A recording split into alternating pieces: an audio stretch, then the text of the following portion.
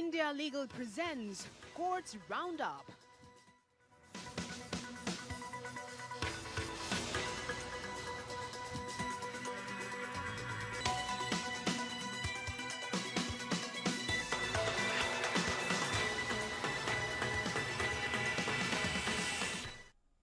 नमस्कार, मैं हूं आपके साथ कुमार कुणाल धीरज। कोर्ट्स राउंडअप में आपका स्वागत है। इस बुलेटिन में अगले आधे घंटे तक हम आपको कोर्ट से जुड़ी तमाम छोटी बड़ी खबरों से अपडेट करवाएंगे। हाई कोर्ट से लेकर लोअर कोर्ट्स और सुप्रीम कोर्ट तक के फैसलों को आपके सामने रखेंगे। तो आइए शुरू करते हैं courts roundup. India Legal presents Courts Roundup.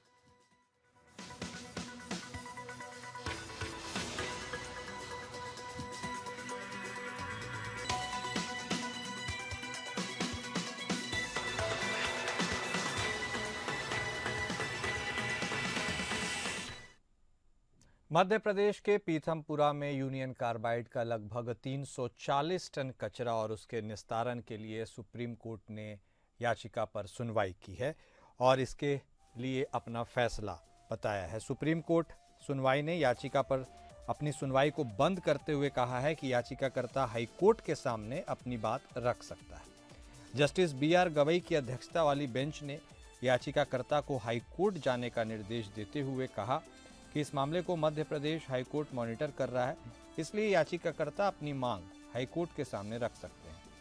वहीं मध्य प्रदेश हाई कोर्ट के आदेश के मुताबिक 10 टन कचरे के निपटारे का पहला ट्रायल आज से शुरू होना पहले ही तय किया जा चुका है।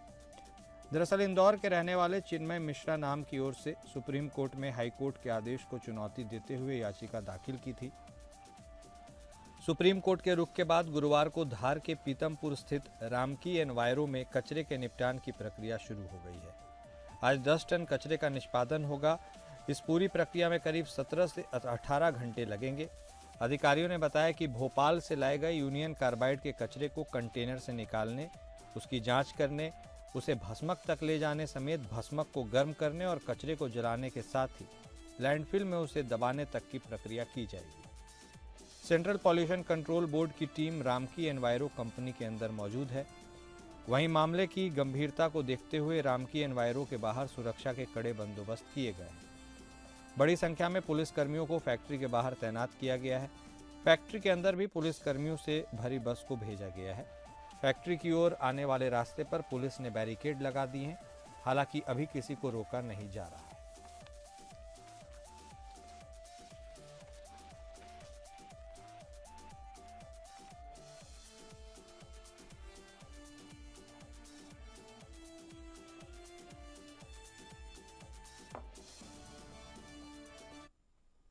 सुप्रीम कोर्ट ने हाल ही में अतिरिक्त सॉलिसिटर जनरल ऐश्वर्या भाटी से इस बारे में निर्देश मांगे हैं कि क्या केंद्र सरकार कोविड-19 टीकाकरण के कारण मरने वाले मृतकों के परिवारों को मुआवजा देने के लिए कोई नीति बनाना चाहती है। जस्टिस विक्रमनाथ और जस्टिस संदीप मेहता की पीठ केरल हाई कोर्ट के अंतरिम आदेश के खिलाफ दायर एक विशेष अनुमति याचिका पर सुनवाई कर रही थी, जिसमें टीकाकरण के बाद प्रतिकूल घटनाओं से संबंधित विभिन्न मुद्दे उठाए गए थे। सईद ने मौजूदा रिट याचिका दायर की थी, जिसमें उन्होंने कथित कोविड-19 टीकाकरण AFI के बाद अपने पति की मृत्यु के बाद अनुग्रह राशि मुआवजे की मांग की थी। हाईकोर्ट ने परमादेश के माध्यम से एक अंतरिम आदेश पारित किया, जिसमें स्वास्थ्य और परिवार कल्याण मंत्रालय को राष्ट्रीय आपदा प्रबंधन प्राधिकरण के साथ 3 महीने के भीतर AEFI के कारण मरने वाले लोगों को मुआवजा देने के लिए एक नीति या दिशा निर्देश तैयार करने का निर्देश दिया गया। यूनियन ऑफ इंडिया ने अंतरिम आदेश के खिलाफ पुनर्विचार याचिका दायर की। याचिका में कहा गया कि टीकाकरण एक स्वतंत्र और स्वैच्छिक कार्य है। यूनियन ऑफ इंडिया का तर्क है कि आपदा प्रबंधन अधिनियम 2005 की धारा 2 भाग D के साथ धारा 12 भाग D राहत के न्यूनतम मानकों के लिए दिशा निर्देश के तहत AEFI आपदा नहीं है, जिससे मृतक को वैधानिक मुआवजे का हकदार बनाया जा सके। एक और मुद्दा उठाया गया कि हाईकोर्ट को कोई अंतरिम आदेश पारित नहीं करना चाहिए था, क्योंकि इसी मुद्दे पर रचना गंगू और अन्य बनाम UOI शीर्षक से एक रिट याचिका सुप्रीम कोर्ट के समक्ष लंबित है। हालांकि पुनर्विचार याचिका के लंबित रहने के दौरान अंतरिम आदेश का पालन न करने के लिए अवमानना याचिका दायर की गई और हाईकोर्ट ने नोटिस जारी किया, इसलिए केंद्र ने वर्तमान एसएलपी दायर की। केंद्र ने हाईकोर्ट के समक्ष इस मामले को रचना गंगू के मामले के साथ जोड़कर सर्वोच्च न्यायालय में स्थानांतरित करने की मांग करते हुए एक स्थानांतरण याचिका भी दायर की है। रचना गंगू के मामले में केंद्र ने एक हलफनामा दायर किया था, जिसमें कहा गया था कि कोविड-19 टीकों के प्रशासन के कारण हुई मौतों के लिए सरकार को जिम्मेदार नहीं ठहराया जा सकता। मामले की सुनवाई 18 मार्च को होगी।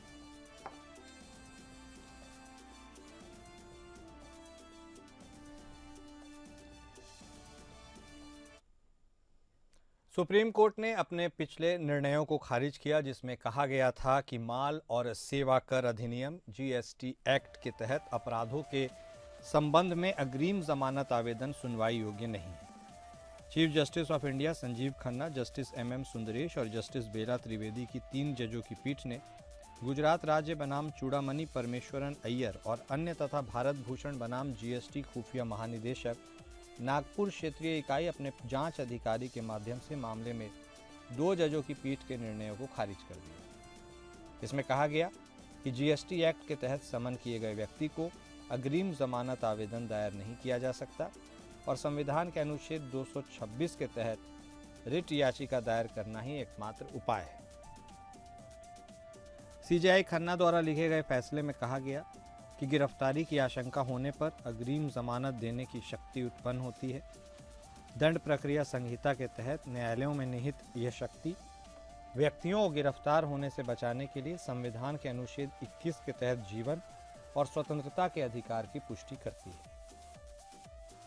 बता दें कि गुरबख्श सिंह सिब्बिया बनाम पंजाब राज्य में सुप्रीम कोर्ट ने माना कि जब कोई व्यक्ति गिरफ्तारी की आशंका की शिकायत करता है और सुरक्षा के आदेश के लिए संपर्क करता है, तो ऐसे आवेदन पर जब ऐसे तथ्यों पर आधारित हो जो अस्पष्ट या सामान्य आरोप नहीं हैं, तो अदालत को गिरफ्तारी के खतरे और इसकी गंभीरता का मूल्यांकन करने के लिए विचार करना चाहिए। न्यायालय ने यह भी माना कि अग्रिम जमानत प्रावधान कस्टम एक्ट के तहत अपराधों पर भी लागू होता है। न्यायालय ने प्रवर्तन निदेशालय बनाम दीपक महाजन 1994 3 SCC 440 के निर्णय पर भरोसा करते हुए कहा कि धारा 438 और 439 के तहत अग्रिम जमानत के लिए आवेदन पर विचार करते समय मामले का पंजीकरण और केस डायरी की प्रविष्टियां अनिवार्य नहीं हैं।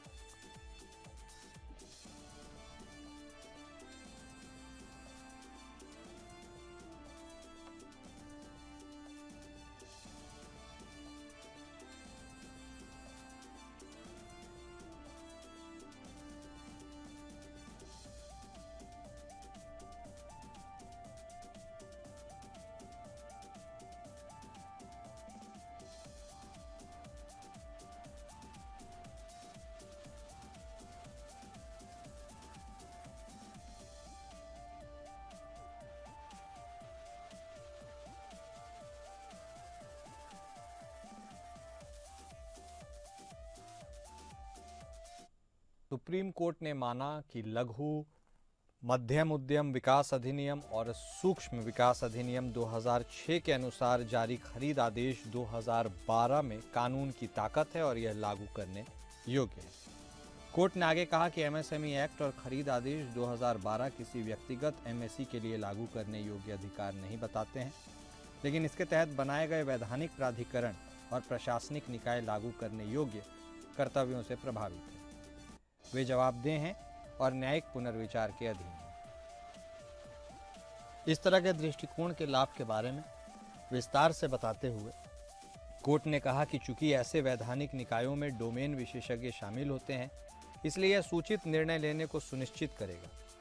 इसके अलावा नीतियों के कामकाज के बारे में वास्तविक समय पर आकलन करेगा, जिससे भविष्य की नीति निर्माण के लिए आवश्यक सुधार किया जा सके। जस्टिस PS नरसिम्हा और जस्टिस संदीप मेहता की खंडपीठ ने यह टिप्पणी करते हुए कहा कि सूक्ष्म लघु और मध्यम उद्यम विकास अधिनियम और खरीद नीति आदेश 2012 के तहत गठित निकाय जवाबदेह है और उनका कार्य न्यायिक पुनर्विचार के अधीन है। इस मामले में याचिकाकर्ता एक माइक्रो एंटरप्राइज ने गंभीर फंगल संक्रमण के इलाज के लिए दवा एक विशेष रूप से तैयार किया। इसमें दावा किया गया कि जब इसने दवा की आपूर्ति के लिए कई सार्वजनिक खरीद प्रक्रियाओं में भाग लेने का प्रयास किया तो इसे अयोग्यता का सामना करना पड़ा।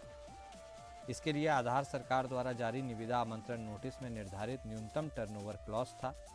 यह देखते हुए कि याचिकाकर्ता एक माइक्रो एंटरप्राइज है, इसका टर्नओवर कम था।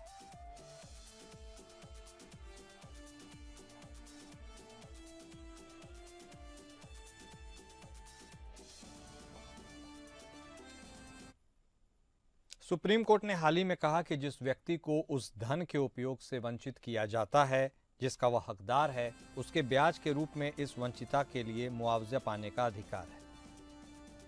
न्यायालय ने स्पष्ट किया कि ब्याज का भुगतान मुआवजे के रूप में किया जाता है ताकि कानूनी औचित्य के बिना किसी अन्य व्यक्ति की कीमत पर एक व्यक्ति के न्यायपूर्ण संवर्धन को संबोधित किया जा सके, जिससे सही मालिक को अपने धन का उपयोग करने से रोका जा सके। मुआवजे के रूप में ब्याज का भुगतान करने का उद्देश्य प्रभावित पक्ष को उस स्थिति में पुनर्स्थापित करना है जिसमें वह तब होते यदि धन तुरंत वापस कर दिया जाता। न्यायालय ने union of India through director of income tax बनाम टाटा केमिकल्स का हवाला देते हुए स्पष्ट किया, बिना अधिकार के प्राप्त और रखे गए धन पर ब्याज का अधिकार होता है। जस्टिस पारदीवाला और जस्टिस महादेवन की पीठ ने उस मामले की सुनवाई की जिसमें अपीलकर्ता को संपत्ति खरीदने के लिए खरीदे गए ई स्टाम्प से वंचित कर दिया गया था। अपीलकर्ता के तर्क में योग्यता पाते हुए न्यायालय ने माना कि अपीलकर्ता ई स्टाम्प राशि की वापसी पर ब्याज पाने का हकदार है क्योंकि उसे ई स्टाम्प धनराशि से वंचित किया गया था और वह पुनर्स्थापन के सिद्धांत के लाभ का हकदार था जिसके तहत किसी पक्ष को वह राशि वापस लौटाना आवश्यक है जो गलत तरीके से धन रखने के कारण खो गई है।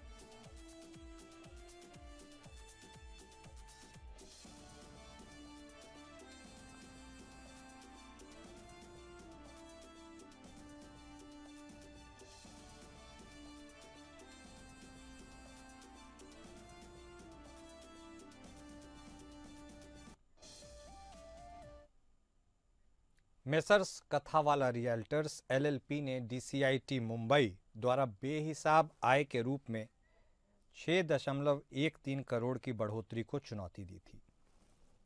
एओ ने दावा किया कि यह प्रतिशत समापन विधि के तहत धन पर कर योग्य था, जबकि अपीलकर्ता ने परियोजना समापन विधि के लिए तर्क दिया। सीआईएटी ने एओ के फैसले को बरकरार रखा, लेकिन आईटीएटी ने अंतिम मूल्यांकन से पहले लेन देन के सत्यापन के लिए मामले को भेज दिया। इस केस पर ज्यादा जानकारी देंगी मुंबई से India legal reporter Athira Nair. Athira, जो लोग इस बारे में जानना और समझना चाहते हैं कि आखिर इस पूरे केस से क्या कुछ निकलकर सामने आया, उन लोगों को बताइए इस पूरे केस के अपडेट के बारे में। जी नमस्ते। मिसेस कथावाला रियल्टर्स एलएलपी ने असेसमेंट ईयर 2014-15 के लिए अपना इनकम टैक्स रिटर्न फाइल किया, जिसमें 7,10,365 का लॉस दिखाया गया। ये केस स्क्रूटनी के लिए सेलेक्ट हुआ। असेसमेंट प्रोसीडिंग्स के दौरान सितंबर 2014 को सेक्शन 133 के तहत सर्वे कंडक्ट किया गया, जिसमें पता चला कि फर्म ने मुंबई सेंट्रल के डंकन हाइट्स प्रोजेक्ट के बुकिंग पर 8 करोड़ 33 लाख का ऑन मनी यानी कि कैश लिया, जो बिना हिसाब के था। सर्वे के दौरान फर्म के डायरेक्टर श्री जुजर कथावाला ने एक्सेप्ट किया कि उन्होंने 8 करोड़ 33 लाख का ऑन मनी रिसीव किया, जिसमें 6 करोड़ 13 लाख फाइनेंशियल ईयर 2013-14 में और 2 करोड़ 20 लाख फाइनेंशियल ईयर 14-15 में मिला। ये इनकम टैक्स के लिए डिस्क्लोज करने की बात है, लेकिन फर्म ने अपना रिटर्न में इस अमाउंट को इंक्लूड नहीं किया। फर्म का कहना था कि वो प्रोजेक्ट कंप्लीशन मेथड फॉलो कर रही है। एओ ने आईसीआई गाइडलाइंस के रेफरेंस दिया, जिसमें बिल्डर को परसेंटेज कंप्लीशन मेथड फॉलो करना होता। अब प्रोजेक्ट कंप्लीशन मेथड का मतलब ये है जिसमें रेवेन्यू और प्रॉफिट तभी रिकॉग्नाइज किया जाता है जब पूरा प्रोजेक्ट कंप्लीट हो जाए, और परसेंटेज कंप्लीशन मेथड में रेवेन्यू और प्रॉफिट निर्माण की प्रगति के हिसाब से रिकॉग्नाइज किया जाता है। एओ ने 6 करोड़ 13 लाख को अनकाउंटेड कैश सेल्स मानकर एसेस किया और ऐड कर दिया। सीआईटीए ने भी एओ के इस डिसीजन को अपहेल्ड किया। आईटैट ने मैटर एओ के पास वापस भेज दिया ताकि 19 पार्टीज के ऑन मनी के स्टेटस का वेरिफिकेशन हो सके। अगर फर्म का क्लेम सही नहीं पाया गया तो एओ को रेमेडियल एक्शन लेने की छूट भी दी गई है। इस सुनवाई 17 अप्रैल को रखी गई है। शुक्रिया अथेरा हमारे साथ जुड़ने के लिए और तमाम जानकारी देने के लिए। कोर्ट्स राउंड अप में अभी के लिए बस इतना ही। नमस्कार। India Legal presents Courts Roundup.